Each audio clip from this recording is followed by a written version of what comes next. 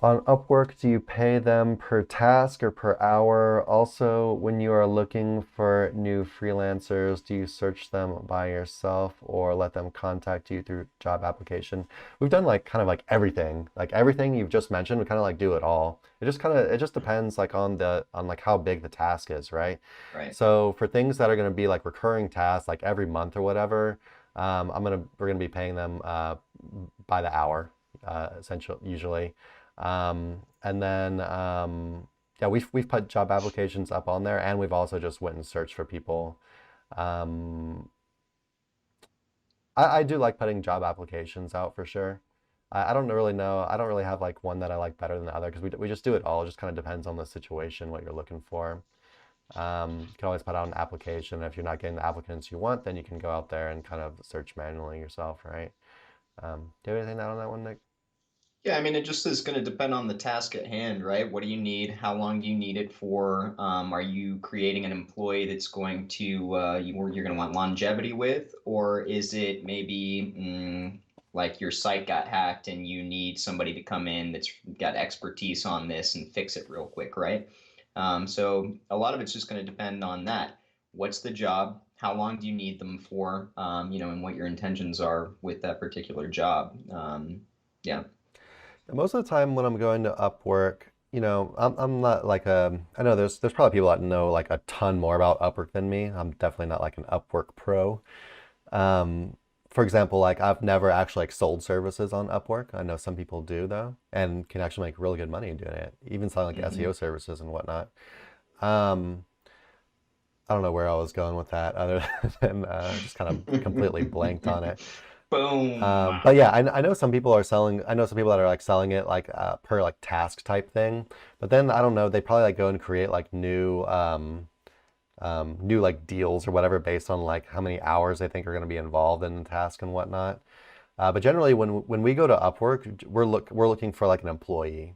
We're looking for someone that's going to be doing tasks over time into the future, and we try to cultivate like more of a relationship with this person rather than just like these one-off like task type things. But we do this like one-off task type stuff for some kind of things that like very it's just if it's like a very like small kind of job that it's not very like integral and it's just something basic where we just like hey just give it to them they just do the one thing and it's not very consistent or whatever then might do task oriented kind of thing. So definitely do that for a couple things now that I'm thinking about it. But yeah, whether it's Um, Fiverr or even like yeah Fiverr or Upwork. in regards to the first part of your question, do I prefer to pay per task or per hour? Long-term employee, we're talking per hour because Yeah. then the job is more specific. But for jobs where you're looking for a specific short-term end goal, I would much rather get bids for that particular job for the entire job rather than let people do the hourly. And the reason for that is if they're well versed in what they do, they're going to be able to bid the job. They're going to be able to understand it. The same as like a plumber, a contractor, etc. Kind of understands, how many hours it's going to take them, what parts they need to fix something. Somebody that's well versed in doing a short-term job is going to be able to give you a quote or at least an estimate of a quote on what it's going to take to complete that job. Um, if you get into, especially with like coders, an hourly situation, it's opening up room for well, we got this far, but then this happened, and before you know it, the entire budget is blown out of proportion. You didn't get the job completed, etc. So, it's all dependent on the task at hand. Yeah. Um, I was gonna add something, but I'm blanking again because I'm tired today. I Uh, slept like 3 hours last night. I feel so miserable right now. I'm drinking pre-workout just to Jesus, get you're a some. freaking Well, I'm mess, gonna work man. out after this. Navy SEALs, baby. Well, glad you're getting back in the gym. Um, what was I gonna say? I've Oh, been in he gym added a for second part to the question, which was I guess I just pasted the same thing. He said, "How much or and how do you track the hours worked?" Generally, what I try to do on tracking the hours worked is I try to know like how many hours the task should take, and then I give them a little like wiggle room, right? And then, if it's going to be more than that, we can talk about it or whatever. But I like to like know what the actual job is. I like to know how long it should take and go in from there rather than like having like no idea about it. Stephen Floyd, you got to be able to inspect what you expect. But yeah, Always it's love not that always quote. possible.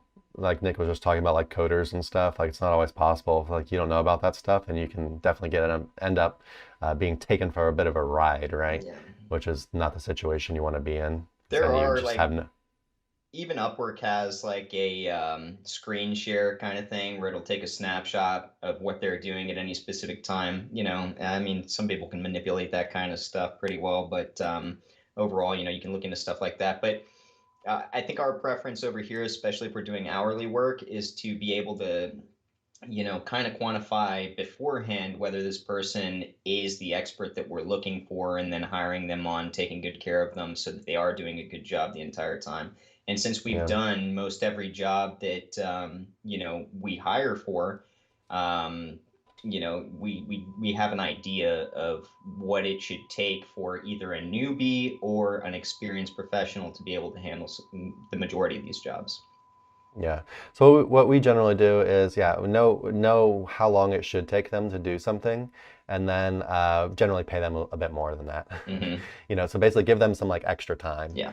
because like not everyone's perfect, not everyone's as fast as you, not everyone can do it at the same exact speed, 100%, 100% performance the whole time. Yeah. So yeah, just figure out what it should take, and then give them some wiggle room. It's my preference. Hey everyone, thanks for watching. Be sure to check the links below for more info on this topic, as well as other cool stuff like SEO case studies, our Facebook community, and our link building services. And like always, please like, comment, and subscribe if you enjoyed the video. Thanks, and happy ranking.